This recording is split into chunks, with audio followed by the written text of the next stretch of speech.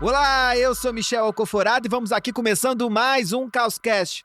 Vocês sabem, esse é o podcast do Grupo Consumoteca, onde a cada 15 dias a gente para tudo e volta aqui para fritar o cabeção com uma trupe de iluminados que me ajudam a desvendar assuntos e temas que têm feito a nossa cabeça. Pois bem, hoje faço isso muito bem acompanhado daqueles que sempre estão aqui, né? Não tem nenhuma novidade. Mas a iluminação é sempre nova, né? Porque eles são guiados por inovação, pensamentos e novidades, trends do TikTok, o que está rolando nas periferias de São Paulo e por aí vai. Marina Roali, que é head de pesquisa lá no Grupo Consumoteca, sócia do grupo, veio de novo. Oi, Marina.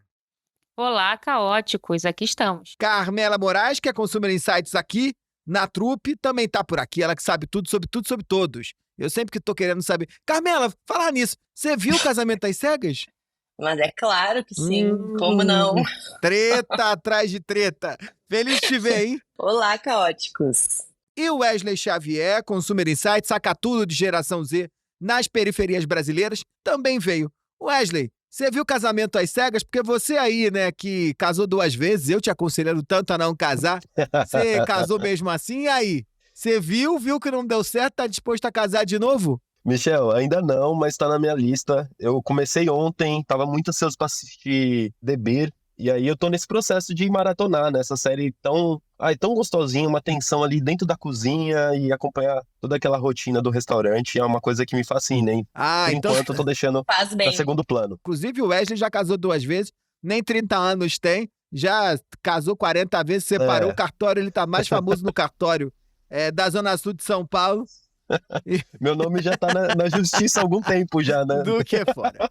Mas olha, eu quis fazer essa brincadeirinha de Casamento às Cegas, porque Casamento às Cegas é isso, né? Um pessoal que entra, chega sozinho, vai lá pro reality, fica falando com as pessoinhas lá do outro lado, sem poder ver a cara das pessoas, achando que vai aparecer dentro daquela brincadeira que eles genialmente chamam de experimento, alguém que é a sua alma gêmea. E no final, né, a grande chance que você tem, ou a maior probabilidade, é a probabilidade da vida, de você terminar sozinho. E às vezes é melhor, como diria minha avó, estar sozinho do que mal acompanhado. Eu queria jogar aqui na roda pra gente começar esse assunto e já ir dando conta do nosso tema de hoje. Vocês preferem estar sozinho, mal acompanhado ou bem acompanhado? Eu começo. Eu prefiro estar sempre sozinho, mesmo quando a companhia é boa. É isso que eu ia falar, tá bem acompanhado. Eu, como filha única, assim, preciso ficar sozinha. Eu aprendi desde que nasci a ficar sozinha. Então, pra mim, assim, ó, é muito importante. Apesar de eu ser casada, né, muitos anos, eu prezo muito pela minha individualidade. Preciso de momentos. Eu falo sozinha, né? Eu sou daquelas doidas que fica falando sozinha. Então, eu preciso, às vezes, que meu marido saia de casa pra eu poder viver a minha individualidade em paz. Eu entendo. Eu também, Carmela. Nossa, eu adoro ficar sozinho. Eu sou filho Ué, único mas como também. é que tu casou 2 vezes, foi morar no Michel! quintal da sogra, aquela história Meu toda? Conta pra mim. amigo. Ah, Querido, acho que foi muito de um momento de descobrir meus tipos de relacionamento, assim. Eu comecei muito novo, né? eu sei, eu te Eu terminei, aconselhando. eu terminei meu segundo noivado com 24 anos. Meu Deus. Isso é maravilhoso como sempre, né? Não, é muito bom isso. E aí eu acho que assim, hoje, com a maturidade, como que eu gosto de entender os relacionamentos hoje, tem uma questão minha de que meus amigos até me cobram, falam, Wesley, você só me chama na hora que você quer falar sobre projetos e trabalho. Eu falo, pô, eu gosto de ficar sozinho, então, assim, não que eu não goste dos meus amigos, dessas presenças, desses encontros. Inclusive, eu tenho me esforçado muito para ser mais presente nesse aspecto de socializar, de ter essa vida social mais ativa. Só que eu gosto de estar sozinho, desde sair para comer alguma coisa, de ter esses momentos do qual eu possa pensar sobre o mundo de um lugar do qual ninguém vai ficar perguntando, Wesley, o que você tá pensando? Pô, já tô pensando um monte de coisa, eu não quero ficar atravessando e pensando em sociedade, sabe? Meu trabalho, ele já me pede muito isso, então é por isso que eu acabo encontrando as pessoas nos momentos de trabalho, de projeto, de uma socialização que tá conectada ainda com o network, mas é isso, no momento que eu posso, eu tô vivendo minha solitude, experimentando coisas novas de um lugar bem individual e sem problema nenhum com isso. Você gosta de network, né? Eu não sei fazer isso não tenho muita paciência, eu não sou muito dessa vibe não, mas tu é bom nisso, né? Tu gosta, né? Um pouquinho, né, Michel? Ou tu faz, tem coisa? Faço por consequência, né? Acho que é necessidade mesmo de conhecer as pessoas. Acho que trabalhar com cultura de alguma forma cobra um pouco disso, né? Cobra. Eu sei que cobra, mas tô evitando. Marina, e você? Me conta aí, você tá fazendo o quê? O que que você faz? Você prefere ficar sozinha, bem acompanhada ou mal acompanhada? Como é que é? Olha, dilemas aquarianos. Eu gosto muito da troca, assim. Sempre fui muito rodeada de gente, mas eu acho que como todo bom aquariano, a gente tem que ter o nosso momento que, assim, precisa você com tua cabeça, sabe? Então eu também sou adepta do movimento date comigo mesma, sabe? Mesmo em casal, mesmo morando junto, tem um momento que é, sabe, assim, que é você ali, teu vinho, tua série, lendo teu livro, tem que ter esses escapes, assim, porque, enfim, até acho que quando eu morava com os meus pais, eles demoraram a entender quando você tinha aquele coisa, minha família, muito de falar junto, mas eu tinha aquele momento de estar. Não é sobre vocês, é sobre, é sobre mim, eu preciso do meu momento. Então, acho que todo mundo devia ter esse momentinho, porque é muito bom. O que não era um problema para Marina Roale, porque quem acompanha o Causcast desde os primórdios sabe bem que ela, né, morava na mansão Itaipu, era um castelo nas cercanias de Niterói, onde a individualidade e a distância dos outros não era um problema. Eles faziam isso dentro dos limites da propriedade. Mas Eu tinha vambora. uma salinha, lembra? Eu tinha uma salinha no quintal, era ótimo, era meu universo particular. Mas aí na Maison Leblon não temos mais. Mas é Ah, isso, não vambora. temos. Olha, o ponto aqui, gente, que precisa ficar muito claro, é que desde que as redes sociais e as plataformas digitais tomaram nossas vidas, só existe quem tá a todo momento falando sobre si, ou só existe quem tá a todo momento entrando em contato com os outros. Então, dentro desse modelo todo, a gente teve uma glamorização, uma valorização dos extrovertidos, ou das pessoas que tinham a habilidade de poder se conectar com os outros, porque o seu valor e a sua reputação na sociedade estava sendo medido pela capacidade que você tinha de ter gente junto com você. Então, fulano vale mais ou vale menos que você pela quantidade de seguidores que ele tem, que é gente junto com você. O fulano vale mais ou vale menos que você pela capacidade de engajamento que ele tem, que é gente junto de você. Dentro desse jogo todo, ficar sozinho, aquela vidinha clássica do eu sozinho na minha casa, lendo meu livro, eu sozinho na minha casa, vendo a minha série, eu sozinho na minha casa, não postando nada, vivendo a minha solitude, que é uma palavrinha bonita pra caramba que tem por aí, você começou a achar esse negócio meio fracasso. Era um pessoal que não estava muito valorizando esse jogo. Mas olha, aos solitários de plantão, aqueles que, como eu, preferem ficar sozinho do que bem acompanhado, eu preciso dizer o seguinte: o jogo tá virando. De uns tempos pra cá, a gente tem visto com muita força uma transformação nas narrativas sobre a solidão, principalmente de mulheres, né? Esse processo de ressignificação mostra que o fato de estar sozinho não é algo indesejado, não é algo que é fruto das suas inabilidades de relacionamento com os outros, mas é um ponto de empoderamento e um ponto de coragem. Então, toda hora aí no TikTok aparece um livro de autoconhecimento, um TED Talk, um TikTok, é tudo igual, né? Porque TED Talk e TikTok é tudo a mesma coisa, mostrando que o jogo mudou. E você sabe bem que quando o jogo muda, a gente muda também. E se a gente muda, tá mais do que na hora de dar nome aos bois. O boi. Nome aos bois. Marina Roale, qual é o nome do boi de hoje? O nome ao boi de hoje é Sologlam. Chique esse Hum. nome, né? Vai lá, manda ver. Parece bonito no nome, vamos ver se é bom no conteúdo. Vamos lá, Sologlam é esse comportamento emergente que estamos mapeando por aí, que redefine a ideia que a gente tem de solidão, especialmente para mulheres, né? Onde a gente transforma esse estigma social que a gente sempre teve daquela pessoa, né, tadinha, ficou pra titia, não teve escolha, né? Ai, anda, faz tudo sozinha. E a gente começa a pensar essa narrativa solo como um caminho desejável e muitas vezes até elegante. Passa a não ser mais visto só como aquela coisa do fracasso, mas ganha também uma nova expressão, uma faceta de autenticidade, de sofisticação, enfim. E por trás dessa narrativa, a gente consegue ver vários paradigmas que a gente está quebrando de gênero na nossa sociedade, a gente está celebrando liberdade feminina, enfim, tem muitos comportamentos e coisas importantes para a gente ver por trás disso que está acontecendo aí. Boa, e como é que esse negócio se divide, né? São 3 grandes grupos. Um que a gente vai falar aqui logo no comecinho desse episódio é a ascensão da vida solo. Depois a gente vai entrar de cabeça na valorização da solitude. E também de um abismo ou de um fosso que tem se instaurado a partir da perspectiva de gênero entre homens e mulheres. Mas vamos começar do começo, Marina. O que é essa ascensão da vida solo? A ascensão da vida solo é esse primeiro pilar para a gente entender esse movimento, porque, de fato, quando a gente olha dados globais, a gente vê uma sociedade que está encolhendo seus núcleos, encolhendo núcleos familiares, encolhendo núcleos de amizade, né? Parece que os grupos aí que se relacionavam estão diminuindo, aquela ideia de uma vida coletiva, de uma sociedade, todo mundo trocando, está minguando, principalmente depois da pandemia, a gente viu bastante disso. E temos aqui vários dados interessantes que dá para a gente melhor a proporção, a dimensão dessa diminuição. Se a gente olhar, por exemplo, para a média de moradores por domicílio no Brasil em 91, era óbvio que é número quebrado, né? 4,2 moradores por casa. Quando a gente olha para esse último censo, que foi atualizado em 2022, esse número foi para 2,7. E se a gente olha para o número de pessoas morando sozinhas desde 2012, teve um aumento de 53%. Então, hoje no Brasil, temos 12 milhões de brasileiros que têm essa vida solo, né? Moram em casa, né, o que representa aí 16% dos lares no Brasil. Ô Wesley, tem mais gente na periferia vivendo solo ou vivendo junto e misturado, hein? Olha, Michel, tem um dado aqui do nosso estudo do Brasil Corre, que ele traz um apontamento muito interessante, que a média de moradores por casa, dentro das periferias brasileiras, é de 3 pessoas, um pouco acima da média nacional, né? Que legal. Pensando outros públicos. E aí eu acho que essa questão desse senso de coletividade, ele para muito dentro das periferias, né? Falar sobre morar sozinho é um atravessamento que eu acho que se conecta inclusive com um dado nessa percepção de renda, né?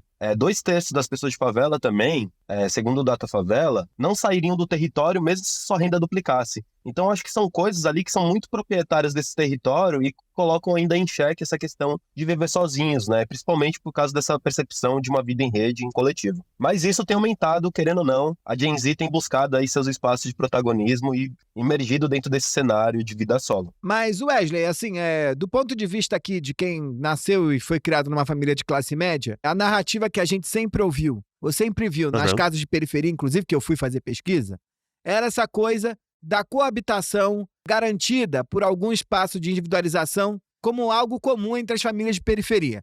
Então, o que eu quero dizer com isso? O fulano, ele tinha a casa dele, mas ele tinha a casa dele no quintal da mãe, no quintal da sogra. Ou se a gente está pensando nas favelas de São Paulo, do Rio, que tem menos opção de espaço, você tinha aquela verticalização via família, né? Então, no primeiro andar morava uma família, no segundo andar morava outra, e o irmão, o filho, ninguém iam fazendo uma casinha para cima. Você vê esse movimento se mantendo na periferia agora? Ou os jovens estão buscando mesmo sair para morar em outro lugar, próximos dos pais, mas não com os pais? Porque no outro dia a Marina Ruari me apresentou um dado que eu fiquei chocadíssimo, mas que dá conta da dimensão e da transformação que a gente está vendo hoje no Brasil. 70% dos jovens da geração Z de periferia estudaram mais do que seus pais. Sim. Contra 10% dos jovens de classe média. Então, óbvio, a gente sabe, aqui a conta é fácil. Se você estudar mais, você tem mais anos de escolaridade, a possibilidade de você ter mais renda e mais possibilidade de consumo, emprego formal, muda o jogo todo, né? Como é que isso tem impactado nessa questão da solidão? Michel, eu vou trazer a minha vida como case aqui. Esse meu movimento de transicionar dentro desse universo de acesso à renda, ele tem me colocado 2 pautas. Entre eu construir meus espaços ali de criatividade, de solitude, de ter o meu espaço do qual eu falo, pô, isso aqui é tudo meu, posso construir da forma que eu quero, ao mesmo tempo que eu sou atravessado entre levar essa questão do meu acesso a essa mobilidade financeira também para minha mãe. Então hoje, por exemplo, eu estou num processo de mudança, que eu estou buscando uma casa nova, para que eu possa morar com a minha mãe em um local que seja maior, que a gente tenha uma diversidade ali de cuidado maior. Porém, ao mesmo tempo, quando a gente olha para esses jovens que estão, querendo ou não, ganhando 2 ou 3 vezes mais do que seus pais, que não tiveram essa oportunidade de acessar uma formação acadêmica, de pensar novas possibilidades de projeto de vida, há também essa possibilidade de migrar de casa, mas eu vejo que ainda há uma necessidade, uma conexão de estar próximo dos familiares, porque a gente ainda tem que, de certo modo, estar conectado com eles. Acho que uma diferença muito grande das classes médias brasileiras para essa população de periferia é que mesmo que a gente saia da casa, a gente ainda tem um senso de dever, de responsabilidade, que ele transita entre o suporte financeiro e emocional dessa nossa família, né? Então, claro que a gente está construindo a nossa percepção do que é a nossa própria vida, o nosso projeto de vida, está construindo escolhas seguras e autônomas dentro desse contexto, mas sem deixar de levar em consideração o que é o nosso núcleo familiar, né? E isso impacta diretamente na escolha de moradia e na onde que a gente vai. Então, fazer uma decisão de ir para muito longe da família coloca várias questões em xeque, que inclusive falam sobre bom relacionamento com a própria família. Boa, boa. Carmela, como é que você tem visto isso em relação ao casamento, hein? O que tá mudando? Pois é, até ali antes a gente estava falando do Wesley, mas eu acredito, Wesley, que tu seja a exceção, né? De 24 anos já tá divorciado pela segunda vez, porque de fato a idade média a idade média do casamento aumentou, né? Então a gente consegue perceber essa mudança de prioridade, né? Se antes a gente via lá os jovens casando 20 anos ou até antes dos 20 anos e priorizando a família antes das suas individualidades, das suas carreiras, hoje isso mudou. Então a gente vê muitos jovens optando por primeiro focar na sua carreira, em até ter uma experiência de morar sozinho, né? Sair da casa dos pais, morar sozinho para depois se preocupar em construir uma família, em casar. E aí eu tenho alguns dados aqui do IBGE que essa média de idade então sobe para 35 anos para os homens e as mulheres para 33 anos. E aí eu tenho alguns dados também globais com relação a casamento que, segundo a Euromonitor ali, o número de solteiros, tanto na América do Norte quanto na Europa, aumentou e deve crescer mais 20% até 2040. E no Brasil, em 2021, a gente tem um recorde histórico de divórcios. Daí tu entra aí, ó, Wesley, já estava divorciado em 2021, de 80 mil atos de divórcio, né? Então o IBGE estima aí que a gente tem aí, né, 81 milhões de solteiros contra 63 milhões de casados. Então, de fato, aí os solteiros são a grande maioria no Brasil. A pandemia foi uma grande peneira, né? Porque chegou ali 2021, galera que teve gente que não aguentou, falou, agora não dá, agora vai. Exato. E tem um outro dado também de amizade, assim, que eu acho que tem esse ponto também, que a gente até falou ali no início, daquela coisa do popular, era quem tinha muitos amigos e tal, e isso muda e a gente vê muita geração Z falando sobre isso. Acho que o millennial tinha muito orgulho de ter muitos amigos e muitos grupos, e aonde eu vou eu faço amizades, e a gente já vê que a geração Z é mais restrita, né, e prefere ter menos e melhores. Então a gente tem também esse dado que 55% dos brasileiros ali afirma ter apenas, para mim que sou millennial, isso é muito pouco, apenas entre 2 a 5 amigos próximos, e 12% dos brasileiros aí afirmam não ter nenhum amigo de verdade, né, se satisfaz ali consigo mesmo. Boa! Então, tem um aspecto importante aqui, né, que a gente não pode achar que as nossas transformações individuais são fruto única e exclusivamente da nossa vontade. A gente acorda de manhã e fala, eu acho que eu quero ficar mais sozinho, eu acho que eu quero fazer tal coisa. A sociedade está a todo momento pautando aqui os nossos movimentos e a maneira como a gente se relaciona com a vida de uma maneira geral. E o ponto importante aqui que a gente não pode esquecer é que esse modelo de sociedade que a gente vem cultivando dos anos de 1970 para cá, marcada fortemente pelo neoliberalismo, é um modelo de sociedade que privilegia muito mais o indivíduo do que a vida em comunidade. E o cenário é claro, né? Primeiro é um esfacelamento dos grandes espaços de encontro. Então, as grandes instituições, como a igreja, como a escola, como o campo de futebol, a associação de moradores, o sindicato, ou grandes espaços de construção de uma vida coletiva se esfacelam cada vez com mais força dia a dia. Mesmo as igrejas neopentecostais que fortalecem a sua identidade como um fenômeno gregário que é mola fundamental de construção do indivíduo. Então as pessoas se unem não pela união, elas se unem porque cada uma delas sairá melhor ao final desse jogo. Então esse é um cenário onde a gente vai vendo um privilégio maior do indivíduo em detrimento da vida em comunidade. E segundo aquele nosso filósofo preferido, que explica tudo e todos, é o Freud do século XXI, o coreano Chul Han, sei lá como é que fala o nome dele, mas ninguém sabe, né? Isso é uma liberdade muito grande, alguém que ninguém sabe dizer o nome. Ele vai apontando que esse processo de construção de uma vida não em bloco, mas uma vida em enxame, onde formamos até um todo, mas as partes interessam mais do que o vínculo que eles estabelecem, ou que a gente estabelece um com os outros, é bom para o capital, porque dificulta a organização e as ações de contrapoder. Então a dinâmica atual é essa mesma. A solidão, ela interessa mais do que a vida em multidão, porque fica mais fácil controlar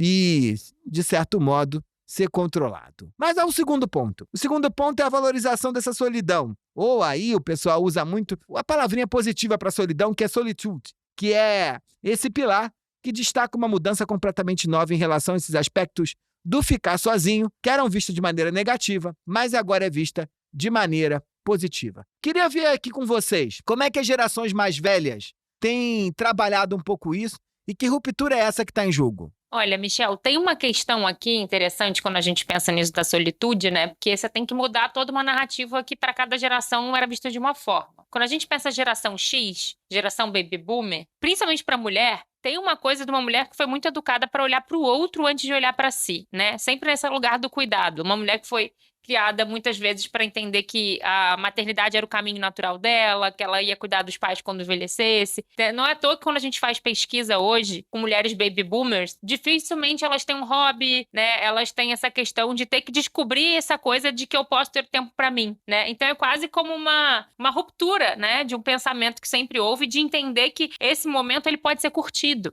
Ele pode ser um momento de autorreflexão, ele pode ser um momento de descanso. Então, pensar a solitude é entender e trazer outros atributos para esse momento solo, que não necessariamente é sempre triste, como muitas vezes foi colocado, e você entender um momento onde você curte a tua própria presença, a tua cabeça, as tuas conquistas. Então, tenha sido alimentada uma narrativa desse movimento de mulheres mais velhas descobrindo, né, esse caminho aí para elas com essa outra roupagem. E nas periferias, as redes de apoio matriarcais, elas desempenham um papel extremamente importante, assim. Muitas mulheres só descobrem e exploram a própria individualidade muito mais tarde na vida, assim, devido a todas essas responsabilidades familiares e comunitárias que atravessam elas. E é possível perceber ainda como nas classes C e D há um percentual de avós mais presentes. Quando a gente olha para esse recorte de classe, na classe C e D, 28,5% dos lares possuem avós presentes. Enquanto quando a gente olha para as classes A e B, esse número ele desce para 24,5%. Então, ainda dentro desse contexto de família, essa vida em rede ela é muito intensa. E só através dela, muitas das vezes, essas mulheres podem se perceber no mundo e construir uma conexão com elas mesmas para pensar sobre seus projetos de vida de um lugar do qual elas sejam o foco, né?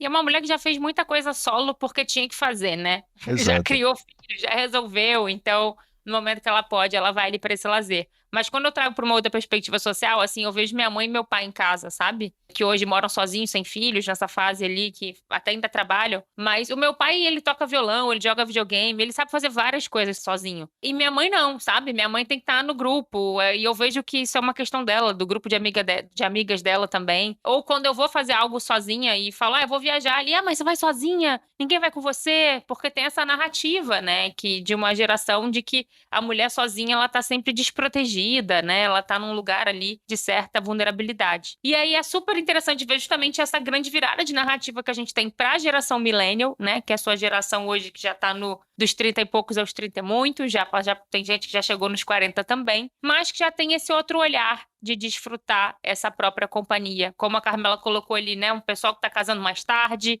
que focou nas próprias conquistas, que focou ali no teu próprio autoconhecimento, nessa coisa de uma jornada de evolução. Então, a gente cresce com essa questão do autocuidado e, de repente, certos momentos que pode ser desde você ficar em casa limpando, até fazer uma viagem, a sair pro jantar, a ir no cinema sozinha, tudo isso ganha um novo olhar, né? Ganha uma nova narrativa e a gente vê valorizar essa questão de solitude. É bem interessante até que a gente, quando coloca no Google a palavra solitude, né, e vê o crescente dela, ela era bem tímida até 2018, aí vai crescendo. Em 2020 tem um pico ali, quando a gente estoura a pandemia, passa a cair e voltou a crescer. Hoje a busca por solitude no Google, lá no padrão, já é maior do que na época da pandemia, né? Então, de fato, as pessoas estão pesquisando mais sobre essa questão. E aí você vai olhar nas buscas, são dicas do que você fazer sozinho, de movimento, de como você curtir você mesmo. Então, de fato, isso é algo que está aí atravessando a nossa cultura hoje. E Mato trouxe essa questão da viagem, né, sozinha. E acho que alguns anos atrás era quase assim, ai, pobrezinha, né? Vai viajar sozinha, não tem amigo. Ficava muito nesse lugar da pobre coitada que ficava sozinha. E hoje a gente vê uma mudança muito significativa, principalmente nesse mercado de viagens individuais. A gente tem um dado aqui, esse mercado dessas pacotes e tal de viagens, sozinho, cresceu anualmente 91% entre 2023 e até 2030. Então, é um segmento aí de maior crescimento dentro desse mercado de viagens. E, enfim, tem muita trend no TikTok, muita gente já relatando esse tipo de viagem. E aí, recentemente, a gente teve um caso que até deu entrevista aí no Fantástico faz pouco tempo, que é o caso da Tamara Klink, que é a filha do Amir Klink, né, do Hum, velejador. Não sei se vocês viram essa entrevista, hum, que é uma menina, né, Gen Z de 26 anos, hum, que navegou por 20 dias da França até a uhum. Groenlândia e Ela tem um livro, estacionou né? o barco dela e fez esse processo que falam que é invernar, né? Que é tipo o que os ursos fazem, de ficar ali e se recolher, né? Durante o inverno. E é muito impressionante o relato dela. Ela ficou. Eu não achei exatamente o tempo que ela ficou ali ancorada, Foi bastante mas tempo, foi acho que foi até. 6 meses, eu acho, pelo que eu entendi, assim. Foi até descongelar de novo, né? Ela chegou lá na Antártica, aí esperou o troço congelar, quando o troço congelou, ela ficou lá presa. Exatamente, assim, e é muito impressionante. Primeiro porque tem esse lugar da mulher, né? Ela é a primeira mulher a fazer isso, né? Já tinha outros exploradores já fizeram, mas todos homens. E ela é uma menina de 26 anos, né? Ela ainda é muito jovem. E ela escolheu isso justamente para ter essa experiência que ela fala ali de se encontrar como ser humano. E entender as necessidades dela de ser humano, de sobrevivência, de conseguir viver consigo mesma dentro dos seus próprios pensamentos e também de se encontrar, né, como pessoa individual, como mulher. E eu achei muito impressionante, assim, o relato dela. Tem vários vídeos aí na internet sobre isso. E, claro, ela é um caso super extremo, assim, né? Mas, ao mesmo tempo, a gente tem outras pessoas aí da mídia, como a Anitta, Boca Rosa, Sandy, que recentemente também relataram aí nas suas redes sociais essa experiência de viagem solo, né? De ficar ali, a Boca Rosa aí fez um intercâmbio sozinha, a Anitta, não me lembro exatamente para onde ela foi, mas Pro Groenlândia, que ela foi com o foi para drone Groenlândia do também. Hulk, lembra? Que aí Que, o pessoal isso, que ela tinha, acreditava. a Anitta, ela tinha até um drone que filmava ela sozinha, então, né, claro, não pode deixar de relatar esse momento para postar. Mas essas mulheres aí que têm aí uma importância na mídia relatando e também fazendo tipo diários de bordo aí via redes sociais para mostrar a importância e o valor também de ficar aí um tempo, mesmo que curto, vivendo sozinha e vivendo novas experiências sozinha. Eu não sei, porque eu me acho bem estranho, porque eu sempre viajei sozinho Pois é. e sempre achei melhor estar sozinho do que estar acompanhado, ainda mais em viagem. Esse negócio de viajar em grupo é outra coisa que me irrita profundamente, esse bagulho de casal, sabe? Casais vão jantar, casais vão viajar junto. Casa, e eu, pelo amor de Deus, isso aí é a porta de entrada do inferno pra você fazer mais inimizade ou romper com os amigos que você tem. Que não, pelo amor de Deus, viajar sozinha é bom demais. Você sabe que uma vez Rebeca de Moraes, que participou já desse podcast em outras tantas edições, disse uma coisa que me definiu no mundo. Ela disse assim: Michel, o teu lugar no mundo é o bar de hotel. Que é exatamente, que é aquele lugar que você tá Perfeito. sozinho, você não tem nenhum vínculo com a pessoa do lado, tem uma boa bebida, você fica observando os outros, presta atenção na conversa dos outros, não participa de nenhuma conversa. Eu adoro estar sozinho. Mas dá para ter o meio termo entre a excursão, porque posso falar porque já viajei muito com minha família de Niterói, viaja Você gosta naquele de modo excursão mesmo, é excursão, que você verdade. faz amigo no Niterói. ônibus. Niterói é o fim, gente, olha. Aí um tira foto pro outro, no final troca Nossa, contato. Deus me É, livre. mas Eu Eu odeio. não sei nem me comportar, eu não sei nem me comportar num negócio desse. Mas fala lá, tem a Marina. viagem de casal. Eu acho que é legal você ter um grupo ou casal ou amigos para trocar. Eu gosto muito da troca, porque a minha questão de viajar sozinha por muito tempo é que às vezes eu tô vendo coisas tão legais e eu quero contar para alguém, sabe? E no final do dia, para quem que eu vou contar? Então Ué, você liga, tem você isso, manda um WhatsApp, você faz um vídeo. tem isso Gente. da troca do lugar. Mas eu acho super importante e eu acho que tem uma outra camada, que é essa coisa do viajar sozinho. Eu não sei se você viajando sozinho, Michel, tinha apenas isso, porque você sempre foi isso de se bastar na própria companhia, ou se tinha esse olhar, que eu acho que é meio motivador neoliberal que tem hoje, dessa coisa do autoconhecimento, dessa, eu tô aqui no Não, eu bar do não. hotel pra me encontrar, sabe? Não, eu não. Esse negócio, eu queria falar com todo respeito e olha, vou que fazer aqui uma vírgula, tomara que cortem isso, porque isso vai acabar com a minha reputação. Mas olha, eu queria dizer que eu reconheço demais o esforço da Tamara, eu acho ela brilhante, acho ela muito corajosa, acho ela muito competente, por tão jovem conseguir fazer tanta coisa. Mas ali tem um jogo de marketing, né? Que está sendo dado, porque essa hibernação, como o Carmela colocou muito bem, vai virar palestra, vai virar livro, vai virar série do Netflix, já virou matéria do Fantástico. Tem ali um joguinho. Eu sempre fico um pouco desconfiado dessa coisa de autodescoberta por autodescoberta. Porque se o fulano tá filmando isso, tá fazendo matéria do Fantástico e vive de contar a história das viagens, vai virar livro, né? Eu não sei se Tem uma é função, só... No caso né? dela é só autoconhecimento. Acaba tendo uma função, que eu acho que é o dilema que a gente cai em tudo no neoliberal. Tudo tem uma produção. E aí é neoliberal, é isso, é igual eu e você, também indo pra academia pra ficar gostoso. Mas é igual a gente. Boca Rosa, ela faz sozinha pra contar, pra fazer post e bombar. Pra vender Pra uma vender. ideia de que vive uma vida muito diferente dos outros. Quando na real é a mesma coisa do que a gente, sabe? Do que qualquer um normal. A pessoa tá ali rentabilizando e vendendo a solidão dela. Porque ela acha que isso é um atributo de distinção. Mas então... acho que tem esse lugar de privilégio, né? A Boca Rosa, sei lá, é rica, ela pode ir pra E a Londres. outra é Nepo Baby. Exato, e a Boca Rosa, por mais que tenha filho, ela tem o esquema dela lá, que ela consegue ficar 3 meses longe do filho, que acho que é raríssimo para as mulheres, principalmente da idade dela, que eu acho que não tem nem 30 anos. Então acho que tem também esse discurso de... A própria Anitta, que é toda desejada, né? Eu sou tão desejada, mas no meu momento eu escolho ficar só. Então acho que tem uma glamorização disso, né? Que é justamente, acho que o que a gente está trazendo. Desse escapismo, né? Que se converte nesse lugar de uma autovalorização, dessa questão do eu tô aqui para me conhecer, eu tô aqui para me bastar. Então, acho que tem muito desse discurso da gente aprender a se bastar, que de fato é algo muito importante para a nossa geração, e acho que a geração millennial trouxe e está deixando já esse legado para a geração Z. Uma coisa que deveria ser natural, mas não é, né? De fato, quando uma mulher faz algo sozinha, tem várias questões, não só em relação à solidão, mas ao medo, ao perigo, né? Sempre uma mulher sozinha, ela é um alvo em qualquer lugar onde ela tá, então não vamos nem entrar tanto nessa questão, mas acho que isso tá dado já. Mas tem esse discurso, eu acho muito interessante isso da gente entender o que é autoconhecimento de fato, né? Porque se eu precisar ir pra Groenlândia com um drone pra eu descobrir quem eu realmente sou, nossa, pouca gente vai poder se conhecer, né? Fica realmente um discurso muito inacessível. Eu não vejo ninguém fazendo jornada de autoconhecimento, sei lá, em Niterói, sabe? Quem vai fazer lá? Olha, Apesar do isolamento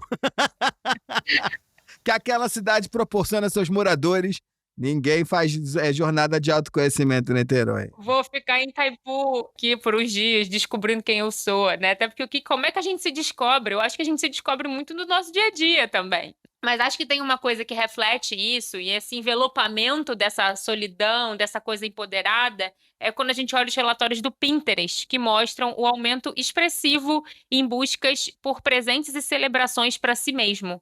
Então, aumenta essa coisa do date solo, né? Que é você preparar uma mesa linda, um momento especial, que é você ali, o seu próprio date. Celebrações de aniversário solo, spa days, momentos de restaurante, enfim, viagem, como a Carmela já colocou. Então, tem uma crescente, de fato, nessa coisa aí do date solo. Date solo, pra mim, sempre foi inspirado pela... Quem viu o Scandal? Olivia Pope, que ela pegava uma taça de vinho e um balde de pipoca. Pra mim, é a melhor coisa você fazer isso vendo qualquer coisa que amacie o cérebro e não te faça pensar muito. Eu acho que dentro desse contexto a gente tem que pensar aí, enquanto toda essa pauta de solitude é um luxo, de certa forma, para algumas pessoas, né? De certo modo, quando a gente pensa em mulheres no mundo, mais de 70% das pessoas que vivem em situação de pobreza são mulheres. E isso é um dado que a ONU apresenta. Quando a gente pensa no Brasil, a gente não pode desassociar esse fenômeno de um recorte de território, de raça. Essa discussão ela vai atravessar muito. Eu acho que é uma pauta muito que se fala dentro desse contexto que a gente pensa sobre a pauta racial no Brasil, é essa solidão da mulher negra, né? E, claro, acho que os dados vão apresentar muito isso. Segundo o Instituto Brasileiro de Economia, 90% das mulheres que se tornaram mães solo entre 2012 e 2022 são negras. A maioria, 72,4%, 24% vive só com os filhos e não conta com uma rede de apoio próxima. Então, de certo modo, essas mulheres estão ali condensadas a viver uma vida da qual as escolhas são muito limitadas, né? E ainda dentro desse recorte de escolhas limitadas para pensarem sobre elas, novamente, esse espaço dessa responsabilidade imposta ali de cuidar do outro, né? Então, esse espaço de pensar as próprias individualidades é muito atravessado. E quando a gente olha, tem um dado aqui do SPC Brasil que mostra que 88,3% das mulheres brasileiras são responsáveis pela decisão de compra de produtos para cuidados pessoais e higiene de suas famílias. Então, o cuidado ele atravessa desde pensar a autoestima, a essa rotina, vou fazer uma skincare, vou tomar uma taça de vinho, vou assistir um filme enquanto a minha argila secar no rosto, enquanto eu hidrato minha argila. Então, essas coisas que elas são sutis, que são uma narrativa muito de autocuidado e de pensar sobre si no mundo, muitas das vezes elas não entram dentro desse repertório dessas mulheres que estão sendo aí atravessadas por essa dinâmica de cuidado e de uma ausência de tempo, de qualidade para si mesmo, né? Acho que é uma coisa que acaba, às vezes, muito distante, né? Sendo um pensamento até, de certa forma, sofisticado para esse público. Não que elas não tenham direito disso. Enquanto essas questões raciais e desse recorte de atravessamentos sociais, econômicos, faltam na porta antes delas pensarem sobre si mesmas, né? É tanta coisa para dar conta, né, que esse momento solo de, né, viver ali, ele vai caindo nessa lista. Então, o máximo que sobra é isso. Às vezes, um momento fazendo a unha, enquanto a outra tá lá viajando pro fiord. E o terceiro ponto, hein? Como é que a pauta de gênero entra nessa conversa? Nesse terceiro ponto, a gente vem justamente refletir, porque num mundo onde a narrativa das mulheres está mudando, onde mulheres, de certa forma, vão quebrando estigmas, onde você ser sozinha, a gente falou muito dessa coisa da solitude, da valorização, mas tem uma questão política em torno disso que é importante também, né? De você começar a ressignificar que você pode ter uma vida onde o casamento é uma escolha, onde a maternidade é uma escolha, onde, né, você se coloca de fato em primeiro lugar, enfim, a individualidade ela entra nesse ponto. Se muda para a mulher, alguma coisa vai acabar refletindo para o homem, mas parece que esses homens não estão tão preparados para essas conquistas, né? A gente até brinca que a gente passou muito ano desconstruído, um monte de homem desconstruído, mas a gente ainda não descobriu o que eles estão construindo no lugar. Então, acho que o resultado... É porque é tipo casca de cebola, quanto mais tira, mas só tem outra camada, e no final Eles não tem nada. desconstruíram, botaram cropped, pintaram a unha de preto, né? Falaram da América Latina, mas eu não vi mais o que entrou no lugar, entendeu? Ficou ali esse lugar da desconstrução. E aí tem tido vários estudos, principalmente com a geração Z, em vários lugares no mundo. O pensamento ideológico, a vertente ideológica desses jovens, a gente vê um caminho onde as mulheres estão cada vez mais progressistas e os homens cada vez mais conservadores, resgatando um certo conservadorismo dessa coisa da família tradicional, onde cada um tem o seu papel e o homem resgata esse lugar de provedor. Tem um estudo bem interessante da Universidade de Stanford que aponta isso, né? E eles chamam de gender gap, que está sendo debatido aí em vários fóruns pelo mundo. E é muito interessante, né? Então isso tem sido lido como um efeito rebote dessa última onda feminista que a gente teve, onde as mulheres, de fato, né, foram colocando bandeirinha e fincando ali, olha, eu vou entrar aqui, vou entrar aqui, vou entrar aqui. Mas para você conquistar coisa nova, tem que rever o papel, né? Quando a gente fala de empoderamento, é mulheres conquistando coisas para realinhar o papel dos gêneros. Mas eu acho que não foi isso muito que está acontecendo com os homens, não. Mas, Omar, eu te escuto falar isso das meninas aí, Gen Z mais progressistas, só que tem um ponto que me chama muita atenção em rede social, assim, que é essa narrativa, esse discurso de ser mulher troféu. Eu vejo muita menina, não só brasileira, mas também, assim, gringa e tal, que tem esse discurso de desejar esse lugar de ser uma esposa troféu, que, enfim, parece ser totalmente contraditório, né, com essa onda progressista. E aí, enfim, esse assunto até viralizou recentemente no TikTok e a Gabriela Priori, ela fez um vídeo falando sobre isso, assim, e eu acho que é bem importante, na verdade, destacar, né, que o ser troféu é muito diferente de ser a mulher dona de casa, né, porque a mulher dona de casa, ela trabalha, né, ela não é troféu, ela não vive pro seu próprio deleite, né, ela tá ali enquanto o homem trabalha fora, ela tá ali tomando conta dos filhos, tomando conta da casa, para que esse homem possa, de fato, trabalhar fora. Esse lugar de esposa troféu, que eu imagino que seja esse desejo dessas meninas, que é poder ser sustentada para viver ali o deleite de se preocupar somente consigo, né? Poder fazer seu skincare, ir pra academia, né? E se preocupar em apenas ser bonita e, sei lá, com a terapia em dia e poder fazer compras e tudo mais. E acredito que é esse ponto, assim, que chama atenção e gera desejo, né? Tu poder ter a chance e a oportunidade de só se preocupar consigo, né? Não precisar ia correr atrás de trabalho, sustentar a família e cuidar de casa e lavar louça. Então é muito louco, assim, porque apesar de progressistas, tem ali esse desejo meio escondido de poder viver apenas de si mesmo, né? Eu acho que essa questão dessa mulher troféu tem uma coisa aí, tem uma pegadinha que é igual um pouco o que o Michel trouxe ali na história da Tamara, porque elas ficam nessa de eu sou bancada, mas elas estão monetizando no TikTok com essas histórias. Então elas viram influenciadoras de Trophy Wife. Então você ser mulher troféu com a tua própria renda é uma coisa, né? Porque a gente sabe, Exato. independência tá atrelada à independência financeira. E eu até entendo essas meninas que, né, ficam, eu quero ser trophy wife, porque ser empoderada cansa, né, gente? Militar cansa, Opa. ser feminista cansa, mas acho que virou um efeito rebote que é endossado por esse movimento conservador ali do TikTok de homens red pill, né? Que é aquele movimento daquele povo que é uma caixa e quando se abre saem coisas ali do passado, né? Assustadoras, né? Assustadoras. Então tá conectado com esse efeito rebote, assim, mas a gente tá vivendo essa polarização aí de olhares em relação a essa questão aos papéis de gênero na nossa sociedade. Até o que a Gabriela Priori fala ali no vídeo, né? Que é essa mulher troféu, mas que monetiza. Então tudo bem, porque tu ainda tá tomando conta da tua individualidade. Porque se esse cara te dá um pé na bunda, tu tem o teu pé de meia feito, né? Acho que talvez seja esse ponto aí que difere essa mulher troféu da Gen Z do que da mulher troféu lá que a gente viu, né, nos livros de história.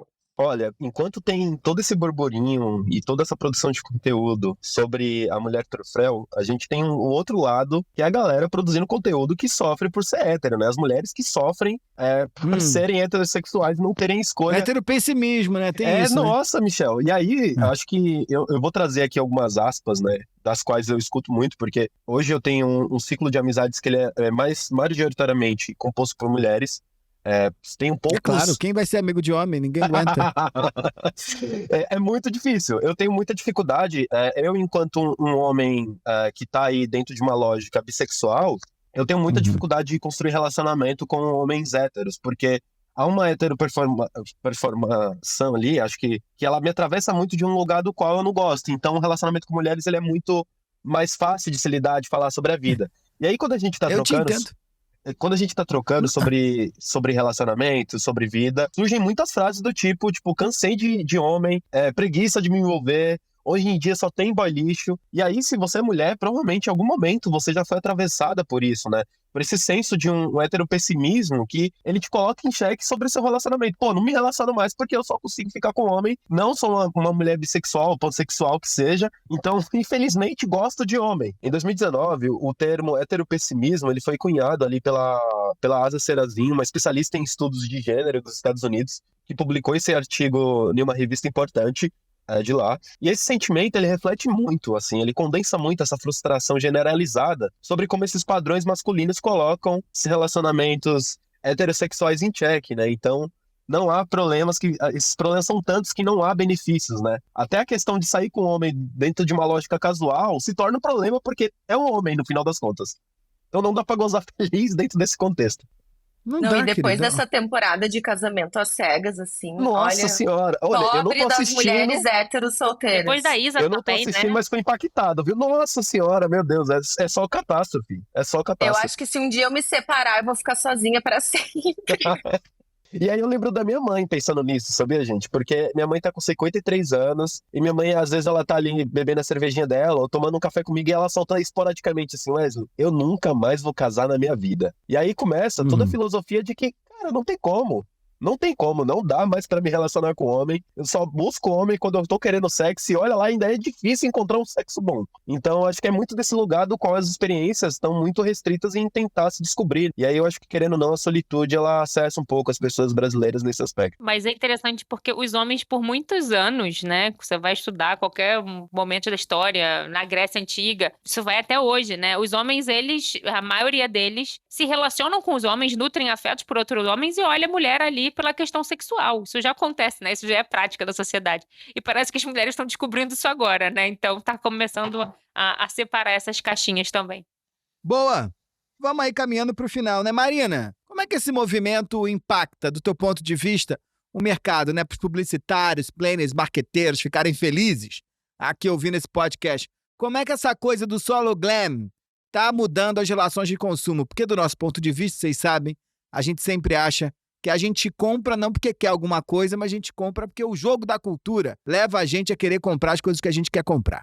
Então, como o solo glam, enquanto movimento, vai transformar a relação dos consumidores e a relação deles com as marcas? Olha, esse movimento vai trazer oportunidade para repensar várias coisas aí para quem trabalha com marca e consumo. Primeiro porque quando a gente pensa produto, a gente sempre tem aquilo de olhar a ocasião de consumo, né? E tem muito produto que a gente já coloca nos clássicos, para compartilhar, para fazer junto, na hora do jantar, na hora do almoço. E se a gente está vendo uma sociedade onde rituais que a gente tinha muito no coletivo passa a ser feito de maneira solo, a gente pode reempacotar e repensar produtos, repensar o jantar, repensar uma roupa, repensar um ritual de beleza. Então, tudo isso muda. Isso muda a forma como a gente pensa em entretenimento, né? Mercado de entretenimento, ele sempre foi pensado por uma lógica do coletivo e como agora as pessoas estão buscando seus refúgios, seus escapes, seus caminhos ali para fazer a coisa e a gente naturalizar isso, né? Incentivar, normalizar isso. E a gente já vê várias marcas. Hoje, quando a gente olha marcas, principalmente do turismo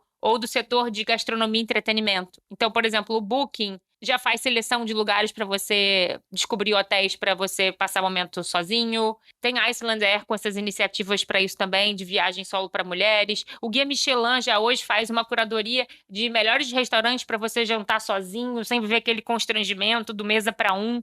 Então, assim, tem um monte de oportunidade e caminhos para a gente repensar produtos, jornadas e até posicionamento de marca. Maravilha, maravilha, adorei. Você sabe que depois que a gente acaba, a gente não acaba não, né? A gente segue. Vamos embora pro Joga na Roda.